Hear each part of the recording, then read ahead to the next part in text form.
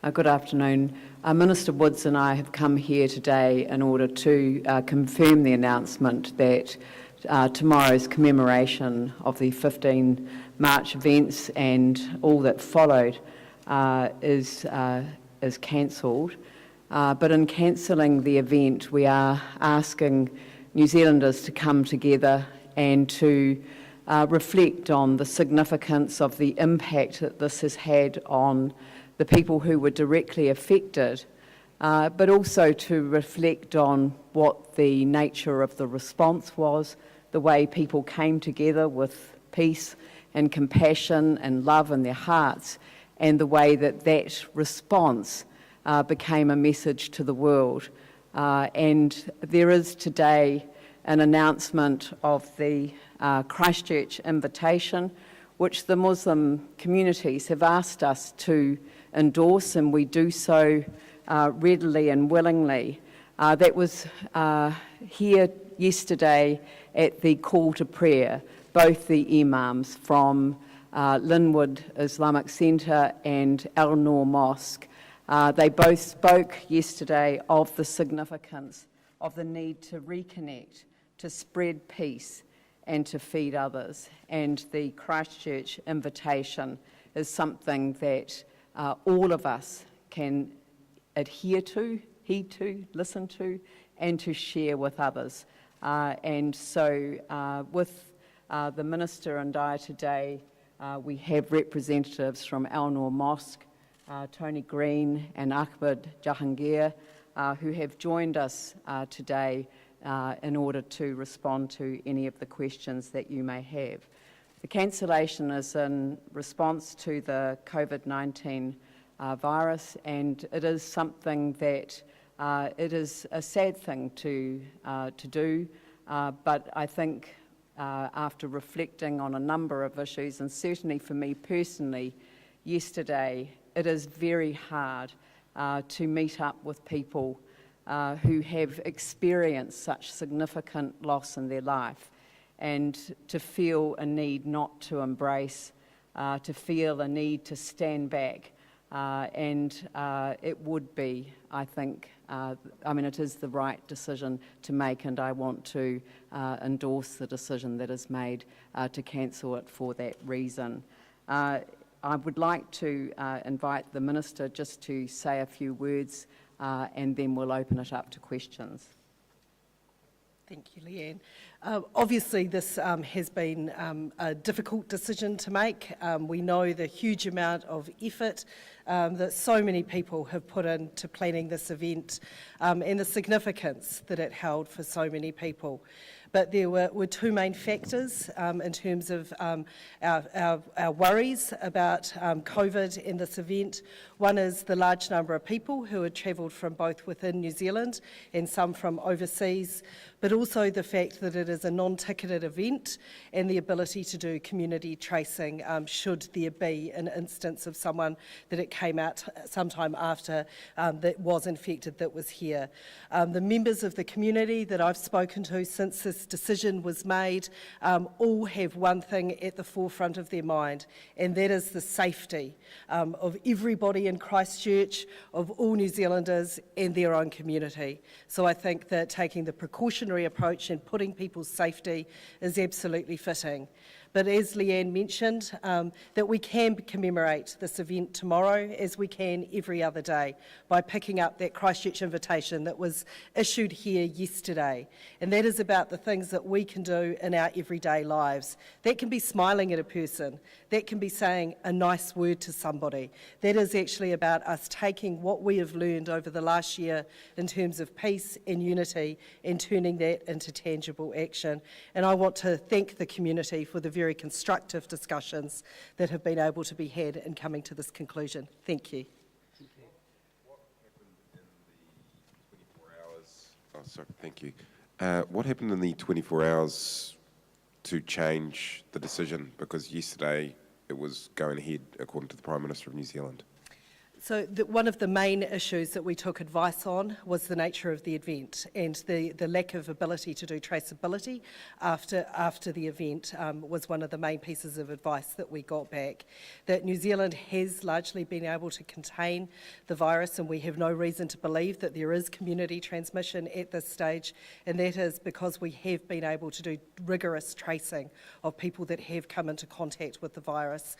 So this is obviously a rapidly evolving situation that we're in. We've always said that that was the decision as it was yesterday, but we were going to always use common sense and be pragmatic as advice came, because safety had to be the number one concern. And you also mentioned there's concern about people coming from overseas, is that right? Travelling within New Zealand, and a few people, not as many as were initially planned, that had travelled for the event. And again, going back to the fact that this is an unticketed event, that in those kind of circumstances, that traceability and the ability to trace after the event would be something we'd look to. A lot of people were looking forward to hearing what the Imam had to say, what the Prime Minister had to say. Is there a way that those words or those speeches will be made public? Look, I'm one of them that was looking forward, and I'm sure the Mayor was too, looking forward to hearing what people had to say a year on tomorrow. I'm sure there will be ample opportunity for us to keep renewing the commitment we've made as New Zealanders and here in Christchurch around what that means. But at the moment, the discussions today have been focused on what happens in terms of the events tomorrow. There have been no plans for future events at this stage. Sorry, can I just finish the response to that too? Because I did take the opportunity to discuss that with the Prime Minister when we spoke. It was certainly something that we've both had front of mind in terms of the messages from the Imam in particular, but also I know herself, and I know the Governor-General was also speaking. I was also speaking, as was Te Marito from Mana Whenua Ngāi Tuhuriri, and I think it will be important to publish those words. If we have the opportunity to record them, then that would be an addition, but certainly I'm in a position to say that the words can be published, and I think publishing them tomorrow would be the way to resolve that. Or televising the event, has that been looked at? Like just televising the speeches? Look, at this stage, that would not be possible to organise at such short notice. And so I think people have made arrangements in response to the announcement to cancel the event, but it is going to be possible, I think, to certainly to record the messages in some way, shape or form. I know that I could move to the point of having them published tomorrow. Whether we could actually have them recorded by tomorrow, I can't make that commitment. And just following on from that, I think one of the things that we were really mindful that tomorrow really was going to be about the affected communities coming together as well. And so that I think we need to think more broadly and longer term about how it is that we can commemorate. And I'm not convinced that televising it would be a way of the bringing together in unity and the solidarity that is the message that we have been continually talking about in the lead up to this event. So just going back then to what's changed in the last 24 hours, because we knew that it wasn't a ticketed event, and you knew that there was people coming from overseas. How has that changed from yesterday's press conference? So we are continually receiving advice from our officials around risk and mitigating. As everybody knows, not just in Christchurch, not just in New Zealand, but around the world, this is a rapidly evolving situation, and the most up-to-date advice that we had to base the decisions on that needed to be made were that actually they did pose risk, and therefore we needed to act. Minister, a question for you. Have you been in contact with Tracy Martin since she got back from the Washington meeting with Peter Dutton? I have been on a phone call that Tracy Martin has been on, yes. But you haven't had any interpersonal contact with her? Well, obviously we have Cabinet meetings weekly, that Minister Martin is a member of Cabinet. Yeah, so has she been in Cabinet with you since she got back from seeing Peter Look, Duncan? I'd need to go back and check her travel dates. I assume so, but that is something I'd have to go back and check dates on. But I'm happy to follow up later with you on those dates. I mean, are you worried? You know, she has had direct contact with someone who has coronavirus and has gone into Cabinet with you and others. Are you worried that you might have coronavirus? Look, I think that the statements that Minister Martin has made is that, to the best of her recollection, she didn't shake hands, that she was taking all the precautions that someone travelling overseas would take, that when she met the Minister, he was asymptomatic, and certainly the Minister herself, as she has said, is not displaying any symptoms. So I'm not unduly worried, but like everybody, I will need to be vigilant. I can speak for myself. I have not been tested for coronavirus, and to my knowledge, none of my colleagues have, but I think that's probably a question you need to put to colleagues. Can you just take us through the structure of this decision? So who actually made the decision to cancel it? Is it the council or is it the government? And on whose advice? So the decision was made in concert in terms of the government and the council, but also with the community. The communities have been a huge part of planning this event.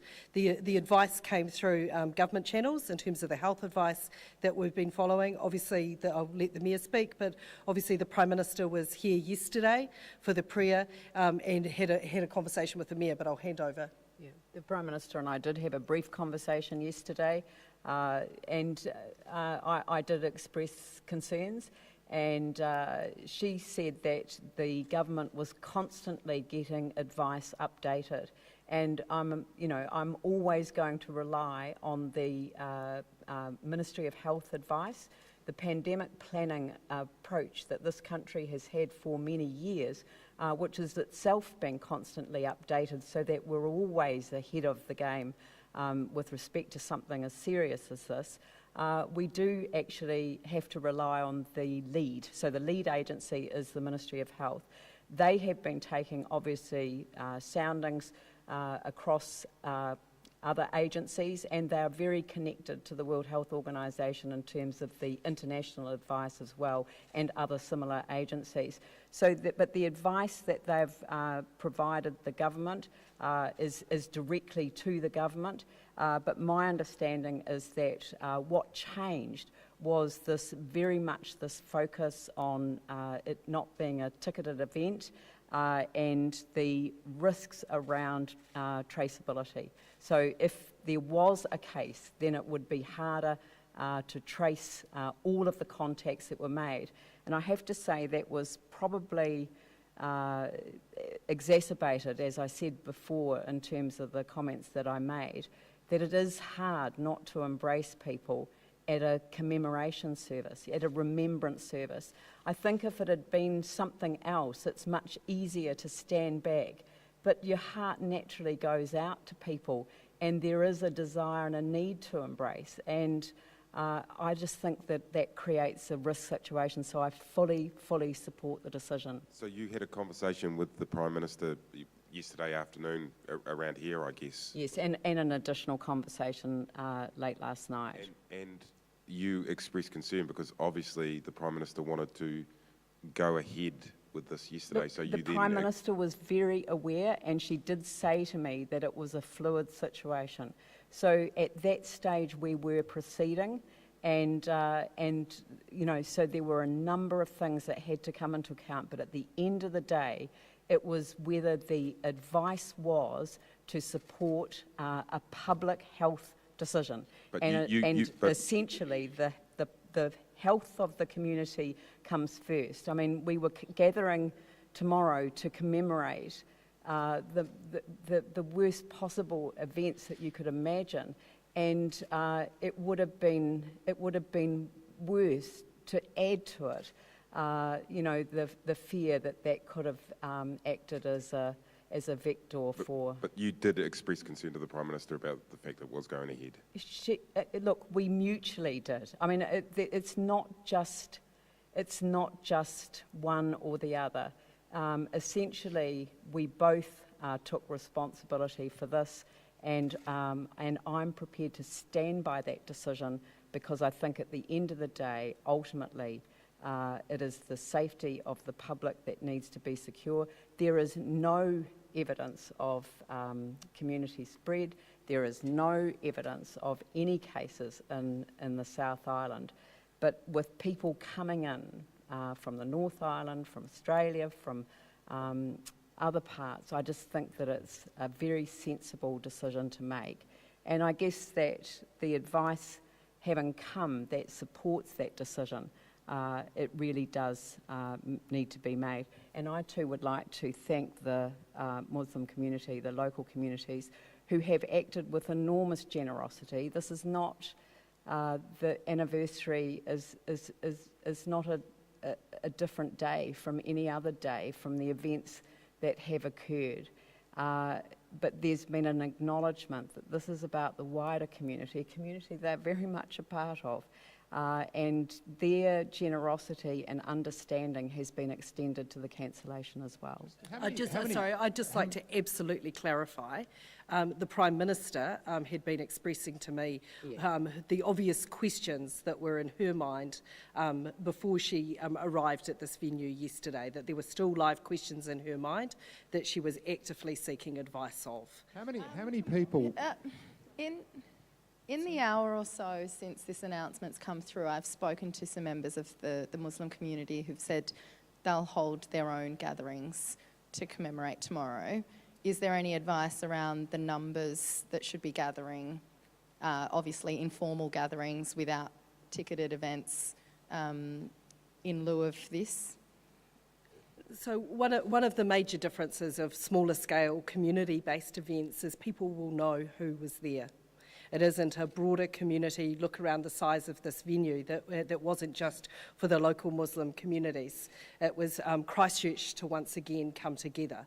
So smaller scale events that may or may not happen tomorrow, and I'm sure that the members of the communities here can speak to that, they're going to know who is at those events, that traceability will be the key to holding any event. The ability, if there were to be the worst case scenario of someone having attended any event anywhere in the country, to contact people afterwards for them to self-isolate is absolutely critical. Can I just ask a question? With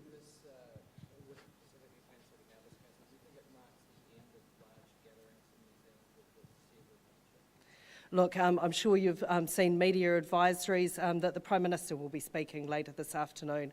I think what we're saying is we're asking people to look at those issues around traceability and the ability to contact people afterwards as one of the critical things. We're here today to speak about this event.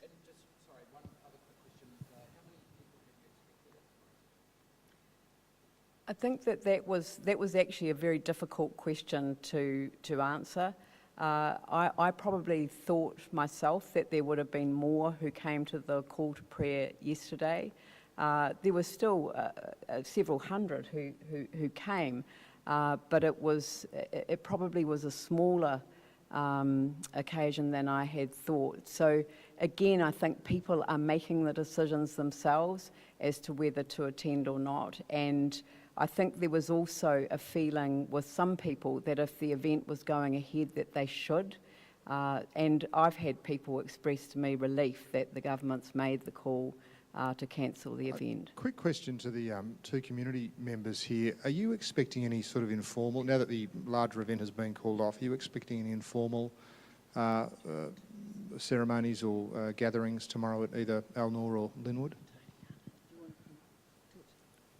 Yeah, we okay here. You're happy to Yeah. Yep. Oh, because they've got Yeah. microphones. Come here, over here. Easier for you guys? Good afternoon, gentlemen. Yes, so we are going to have a gathering there. Our doors will be open for not just the community members, but also the extended community members. It's been going on since the week started. Like, we have been getting different groups of people coming in from different cities, different countries as well. So yes, we will be gathering there. I'm sorry, can you just clarify? Is that before the Linwood Mosque? Both. I'm here to speak about Linwood. You can ask the question about Ulnar to Mr. Tony Green. Thank you. And sorry, if you don't mind, both of you, or while you're there, what are your feelings about the cancellation? I'm just the media spokesperson for Ulnar. Our consistent position since March the 15th last year has been to act on specialist advice. That applies in the matter of security. We take advice from the police, and it continues through this. We take advice from those who know. We've got a Quranic verse that says, are those who know the same as those who do not? Clearly they are different. And that's the position we take. We respect the fact that people have to take responsibility for this. In the case of this decision, then if something, and this is hypothetical, it's the big hypothetical, if something were to go wrong, or were to have gone wrong, then the blame laid at the office of those in charge, in this case, prime ministerial level, would have been huge. And on a personal level, my son is currently in Milan. Everything is an absolute lockdown. The only things open are supermarkets and pharmacies, and the supermarkets you have to queue with a couple of meters between you. So we're aware of that, and he's going to be like that situation until the end of April, and we feel kind of helpless, and I would never, never wish that to happen in this country or any country. So are you saying Al Noor Mosque is willing to have the burden that the Prime Minister's office didn't want? Because you'll essentially I missed the first part of your question. Are you willing to have the burden, I guess, that the Prime Minister's office wasn't willing to have in terms of hosting commemorations? I don't think that's the right way to see it. But in terms you're talking about two different things here. You're talking about the difference between a very, very large community event in public and the very small events that we might have in a masjid. And in that case, it's a small event with known members and one or two invitees. If anything were to happen from that, we can track the number of people who are there. You cannot do that in public, so they're completely different issues as far as I'm concerned. So you'll have a way of being able to know if we know other who's members there. of the public come in? We know who's there. Okay. Yeah. That maybe some in the community felt to come to this. We also heard from the Muslim community throughout this whole sort of venture that many of them weren't that keen on this anyway.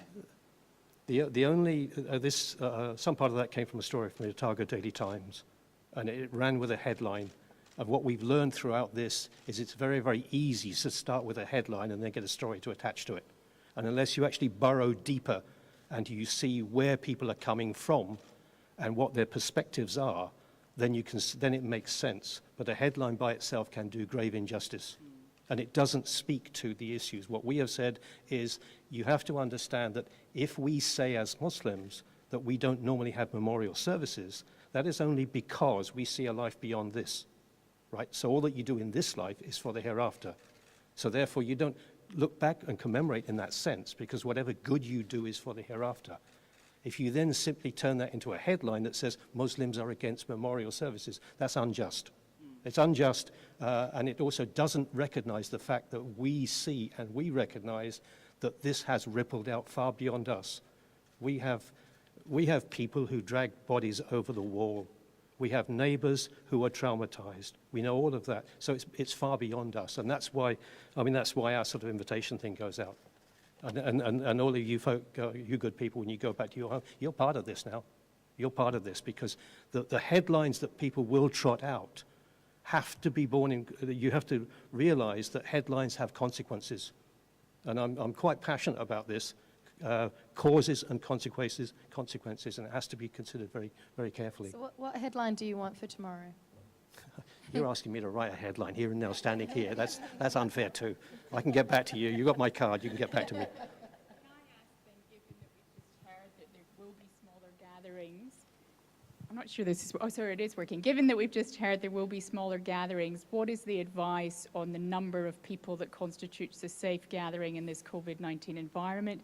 And will security be beefed up at the mosques, given what we've just heard? So in terms of advice of numbers, it's not about numbers, it's about traceability. And as you've just heard from Tony, that at the mosques, they do know who's coming into the mosques. They know the members of their community. They know the members of the community that have been frequent visitors, not just tomorrow, but over the last year. So in terms of security, there has been increased security at both the Linwood Islamic Centre and at Al Noor over the last year, and I'm sure that will continue tomorrow as well. If this resembles any form of change in government policy, because obviously we had the Prime Minister chairing the special committee of senior ministers. Does that mean events like this, now in the government's eyes, shouldn't go ahead while we're dealing with this coronavirus issue? Look, this is an event. This is a time to answer questions about the event for tomorrow. What I'm outlining is the advice that we're giving more broadly about large-scale events, and it does go back to the ability to trace people who were at the event and whether people are going to be having close social contact. As the Mayor has outlined, I think what we know when you're seeing friends again that have been through so much over the last year, that close social contact is somewhat inevitable at the event tomorrow.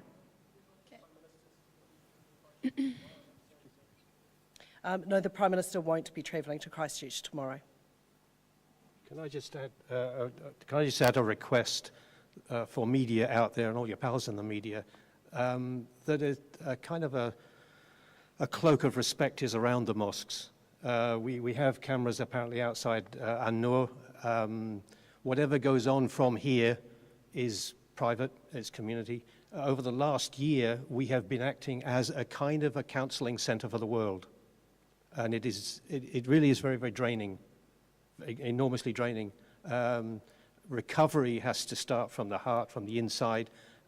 So please, whatever goes on now, because this large-scale community event is cancelled, will be just private. It's like family closing in a little bit. So what we do not want to see is people being tracked into and out of the mosques. I mean, I appreciate that you have a job to do. I really do.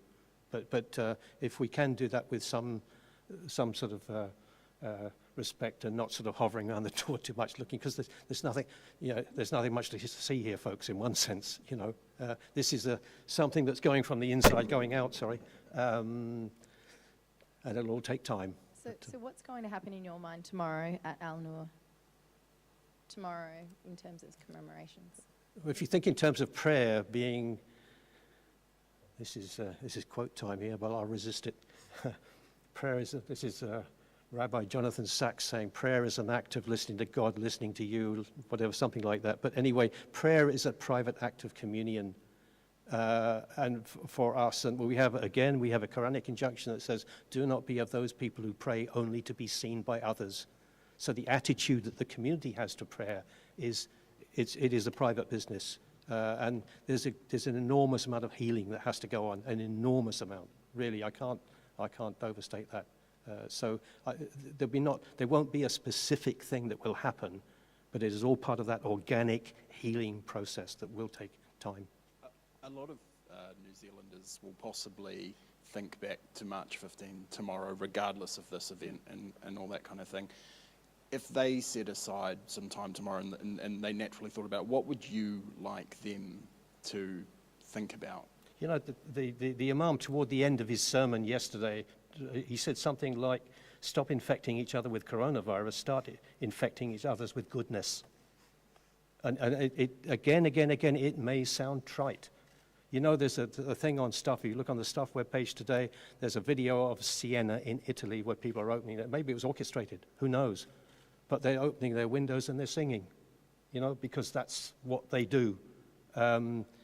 What I would love to is the whole concept of paying it forward. You don't have to think of us, think of other people. This is what we're about now. What we're saying is just connect.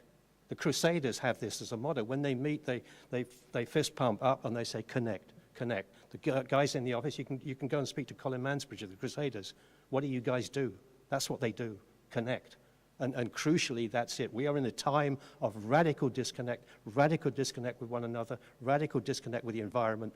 Boom, connect. One word.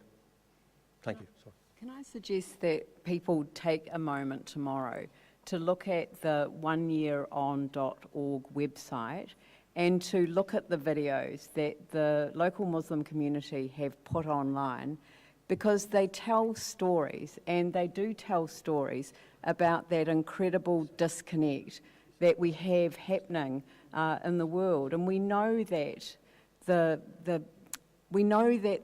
one of the vectors for the events of March 15 was the comfort that is found on the dark sites on the internet. And the internet was developed. It was developed as as a place for democratising access to information, and yet it's been used to fuel hatred and to sow the seeds of discontent around the world. And I know when the Prime Minister was here last year, she asked whether Christchurch could find the antidote. And I do think that the invitation invites us to find that antidote and to find that within ourselves and to share it with others. So thank you very much. Thank you. I've just had a very quick aside with our two representatives from the community. I would just like to underscore that what will be happening at both Linwood tomorrow and at Alnor is for the communities and their wider whānau. It is not the media's job to issue an open invitation to wider Christchurch to instead turn up to those events. That is obviously be counterproductive to the wishes of the community, which is about keeping our city safe, about making sure that we are having gatherings that keep people safe and don't put people at risks. So I'd ask you to respect that wish in the stories that you write. Can I just...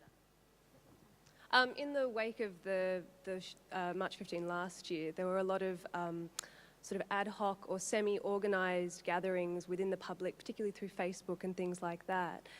Will there be precautions in place for people who may want to be gathering in Hagley Park, for example, or, other sorts of marches that happen that are for the broader public? Is there a way to sort of, tracing and things like that? Look, I ask people to listen to the words that we've heard of our representatives of our Muslim communities here. March 15 actually is about keeping people safe, whether that be from the kind of violence we saw a year ago, or that's actually keeping us safe now from a virus that is sweeping the world. So I would ask people to use common sense, that we want to make sure that we're keeping everybody in our city safe and not exposing people to undue risk. So are you recommending that people don't gather in groups as, the general public as a sign of unity and community, things like that? We're asking people to exercise common sense. The event here tomorrow has been cancelled because we don't want to bring the community together and put people at undue risk. So we're asking people to exercise common sense in terms of what they may organise tomorrow. I'm sure there'll be people that want to meet up with friends. They'll know each other. They'll know if the worst happens, how to trace it afterwards. And I'm asking people to exercise that common sense. Thank you.